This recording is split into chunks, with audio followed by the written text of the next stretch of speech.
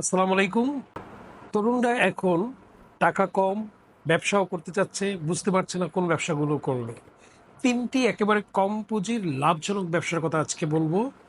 সুতরাং সবার যদি হাতে কাগজ কলম থাকে, একটু কাগজ কলম নিয়ে বসুন, পুরো আইডিয়াগুলো লিখে রাখবেন এবং সেই অনুযায়ী আপনারা কাজ করলে ইনশাল্লাহ আপনারা আপনার ব্যবসায় সাকসেসফুল হতে পারবেন, নো ডাউট। চলুন মূল আলোচনায় যাই। কম পুঁজির ব্যবসা বলতে সাধারণত কম টাকা দিয়ে শুরু করা ব্যবসাকে বোঝায়। পৃথিবীতে এরকম বহু কোটিপতি আছে যারা প্রথমে ব্যবসাটা শুরু করেছিল অল্প টাকা দিয়ে। সুতরাং আপনার মধ্যে যদি ব্যবসা করার আগ্রহ থাকে, অল্প টাকা দিয়ে আপনি কিন্তু ইনশাল্লাহ শুরু করতে পারেন। এক নম্বর যে ব্যবসার আইডিয়া দেবো সেটা হচ্ছে এলইডি লাইটের ব্যবসা। বর্তমান সময়ে সাধারণ লাইটের তুলনায় এলইডি লাইট খুবই জনপ্রিয়, কারণ এতে বিদ্যুৎ সাশ্রয়ী হয় আর এই লাইটগুলো প্লাস্টিকের হওয়াতে ভেঙে যাওয়ার সম্ভাবনা খুবই কম থাকে। তাছাড়া বাজারে ডিমান্ড কিন্তু প্রচুর। যেভাবে আপনি ব্যবসাটা শুরু করবেন, নিজে উৎপাদন করে বিক্রি নিজে উৎপাদন করে বিক্রি করতে পারবেন, তবে নিজের কিছু উপকরণ ক্রয় করতে হবে, স্থায়ী উপকরণ যেমন তাতাল, রাং, রজন এবং লাইটের প্রাথমিক কাঁচামাল এবং প্যাকেট। দুই নম্বর, পাইকারি কিনে খুচরা বিক্রি। এর মধ্যে আপনি যদি অল্প প্রক্রিয়া না যান, পাইকারি কিনে খুচরা বিক্রি করাটা অনেক সহজ। এক্ষেত্রে আপনি বাড়তি কোনো ঝামেলা পোহাতে হবে না, শুধু কিনেই আপনি বিক্রি করতে পারবেন। আপনাদের সুবিধার্থে যদি পাইকারি কোথা থেকে কিনবেন তার আমি ফোন নাম্বার আমি মোবাইল ডেসক্রিপশনে দিয়ে দিচ্ছি। এলইডি লাইটের তৈরির নিয়মগুলো আমি বলে দিচ্ছি। লাইটগুলো তৈরি করতে খুব বেশি একটা উপকরণের দরকার নেই। স্থায়ী কাঁচামাল যেমন তাতাল, মাল্টিমিটার, রাং, রজন, এগুলো একবার কিনে নিলে দীর্ঘদিন ব্যবহার করতে পারবেন। অস্থায়ী কাঁচামাল, লাইটের বডি, লেন্স, ডকসিড প্লেট, ক্যাপ, লিড ড্রাইভ বা কন্ট্রোল সার্কিট। এলইডি লাইট নির্ভর করে আপনার লাইট উৎপাদনের উপর। আপনি যদি অধিক বাল্ব তৈরি করেন, তার জন্য অধিক পরিমাণ সার্কিট, রাং, রজন এসবের দরকার পড়বে। এসব আপনি কোথা থেকে পাবেন? কাপ্তান বাজার থেকে আপনি পাবেন। এবার আসি এলইডি লাইটে ব্যবসায় আয়ের পরিমাণ কেমন হবে। 5 ওয়াট ক্রয় করবেন 22 টাকা, বিক্রি করবেন 40 থেকে 50 টাকা। 15 ওয়াট কিনবেন 33 টাকা, বিক্রি করবেন 60 টাকা। 18 থেকে 20 ওয়াট 30 টাকায় কিনে বিক্রি করবেন 80 থেকে 100 টাকা। 30 ওয়াট 80 টাকায় কিনে বিক্রি করবেন 150 বা 200 টাকায়। 50 ওয়াট 165 টাকায় কিনবেন, বিক্রি করবেন 250 থেকে 400 টাকা। সুতরাং যে সবগুলো যে সামারি দিলাম তার থেকে অর্ধেকেরও বেশি লাভ আসে এই এলইডি লাইট থেকে।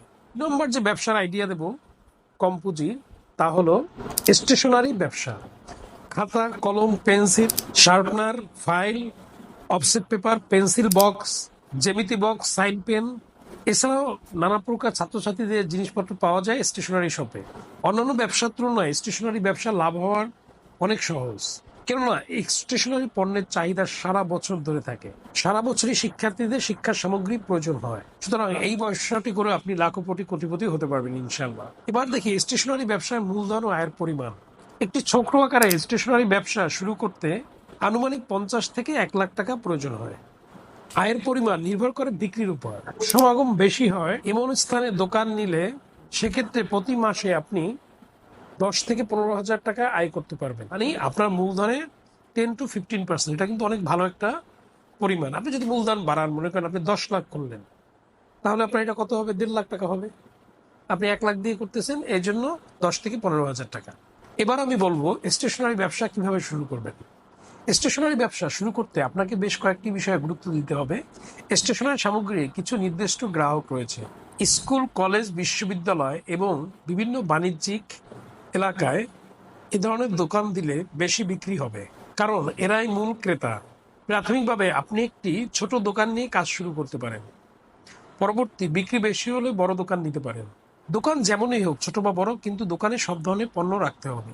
এ ধরনের দোকানে বাচ্চাদের আগমন অনেক বেশি ঘটে, আর এজন্য বাচ্চাদের খেলনার সামগ্রী টুকিটাকি গুরুত্ব দিতে হবে। একটি কাঁচে ঘেরা সেলফ সামনের দিকে রাখতে হবে, যেন ভিতরে থাকা সামগ্রীগুলো বাহির থেকে দেখা যায়। ছোট ছোট বাচ্চাদের খেলনার সামগ্রী ঝুলিয়ে রাখতে হবে, যেন দোকানে এসে বাচ্চাদের নজর কাড়ে।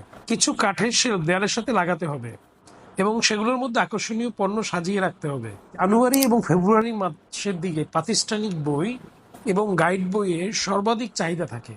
এজন্য বেশি মূলধন প্রয়োজন হলেও এই সময়টাতে সকল ক্লাসের বই সংগ্রহের তালিকায় রাখতে হবে। আর যদি আপনার মূলধন বেশি থাকে তাহলে স্টেশনের পাশাপাশি একটি ফটোকপি মেশিন রাখতে পারেন এবং ফ্লেক্সিলোডও রাখতে পারেন। এতে করে কোনো কাস্টমারই আপনার কাছ থেকে হাতছাড়া হবে না। ব্যানার এবং সাইনবোর্ড ইত্যাদি দিয়ে দোকানটি পরিবেষ্টিত থাকতে হবে, যেন বাইরে থেকে বোঝা যায় এটি একটি স্টেশনারির দোকান। স্টেশনারি দোকানে স্থায়ী উপকরণগুলো দোকানের আকৃতির উপর নির্ভর করে।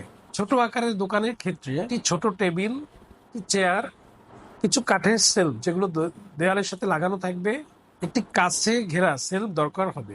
3 নম্বর যেটা কম পুঁজির ব্যবসার আইডিয়া দেব সেটা হচ্ছে গিয়ে ফাস্টফুডের ব্যবসা। French fry, pizza, chicken fry, hot dog ইত্যাদি শুনলে মুখে কিরকম জল এসে যায়, তাই না? ফুডের আইটেম বলতে আমরা এগুলাকেই বুঝি। বাইরের দেশে এসব খাবার আগে থেকেই জনপ্রিয়। বাংলাদেশেও এসব খাবার ধীরে ধীরে জনপ্রিয় হয়ে উঠছে। সব বয়সের মানুষই কম বেশি ফাস্টফুড পছন্দ করে থাকে। সুতরাং বলা যায় আপনার গ্রাহক হবে সবাই। নির্দিষ্ট কিছু সময়, যেমন সকালবেলা বাচ্চাদের স্কুল ছুটি হওয়ার পরে, বিকেল এবং সন্ধ্যাবেলায় ফাস্টফুডের আইটেমগুলো বেশি বিক্রি হয়। ফাস্টফুড ব্যবসায় মূলধন। ফাস্টফুড ব্যবসা একটা মজার বিষয় হলো, খাবার প্রস্তুতকারীদের সাথে আগে থেকে চুক্তি করে নিলে আপনাকে অগ্রিম টাকা দিয়ে খাবার কিনে আনতে হবে না। অর্থাৎ খাবার বিক্রি করার পরে প্রস্তুতকারীদের টাকা পরিশোধ করবেন, আর এতে করে আপনার বেশি মূলধনের দরকার হবে না। মোটামুটি 50 থেকে 60 হাজার টাকা হলেই আপনি ব্যবসাটা শুরু করতে পারেন। এলাকায় একটা দোকান ভাড়া নিয়ে নেবেন, 8 থেকে 10 হাজার টাকা লাগবে। কিছু অ্যাডভান্স করে নেবেন, 20-25 হাজার টাকা, আর বাকিটা দিয়ে আপনি খাবার জন্য অর্ডার দিবেন। ফাস্টফুডের ব্যবসা দুইভাবে করা যায়। এক, খাবারগুলো তৈরি করে নিজে বিক্রি করা। লাভ বেশি হলেও নিজেকে অনেক ঝামেলা পোহাতে হবে, নো ডাউট। যেমন অধিক পরিমাণে মূলধন দরকার হবে, কারণ আপনি নিজেই প্রস্তুত করছেন। বড় আকৃতির দোকানের প্রয়োজন হবে। খাবার প্রস্তুত করার জন্য কারিগর নিয়োগ দিতে হবে। ঘরের খাবারগুলো আপনি বিভিন্ন ওয়েবসাইটের মাধ্যমে বিক্রি করতে পারবেন। আমি ওয়েবসাইটগুলোর নামগুলো বলে দিচ্ছি: ফুড পান্ডা, ফুড পিয়ন, কুকসাপ, ফুড টং। এই 4টি ওয়েবসাইটে আপনি নিজের তৈরি খাবার বিক্রি করতে পারবেন। 2 নম্বর, প্রস্তুতকারীদের কাছ থেকে কিনে বিক্রি করা। এক্ষেত্রে ব্যবসা শুরু করার আগে আপনার প্রস্তুতকারীদের সাথে চুক্তি করে নিতে হবে। খাবার প্রস্তুত করার পর দৈনিক তাদের এজেন্টের মাধ্যমে খাবারটা আপনার দোকানে পৌঁছে দিবে। দিন শেষে আবার অবশিষ্ট অবিকৃত খাবারগুলো তারা ফেরত নিয়ে যাবে। কিছু স্পেসিফিক সময়, যেমন বিকেলে, সন্ধ্যায় ফাস্টফুড আইটেমগুলো প্রচুর বিক্রি হয়।